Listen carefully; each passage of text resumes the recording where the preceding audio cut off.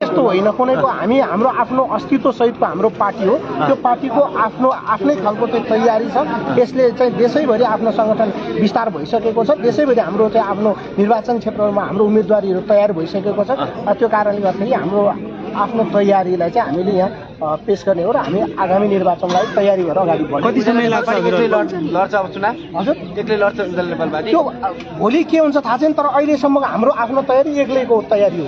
तपाईहरुले अन्तिम समयसम्म पनि रासपासँग मिलेर जाने कुरा भइरहेको थियो सहमति भएन है त्यो सहमतिको कुरा त्यो छलफलको कुरा आफ्नो प्रक्रियामा छ अहिले पनि उज्यालो नेपाल पार्टी लचकता छ यो देश बनाउनको निमित्त मुलुक बनाउनको निमित्त मिलेर जान तयार छ तर हामी हाम्रो आफ्नो तयारी भने चाहिँ हामी आफ्नो तयारीमै अगाडि बढ्ने हो। एक्लै पनि बैठक बसिरहेको छ तपाईहरुको हैन बैठक सबैसँग देशमा भएको यो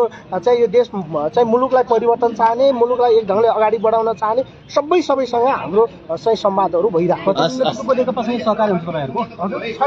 त्यस्तो हुन्छ अहिले हामी उहाँहरूसँग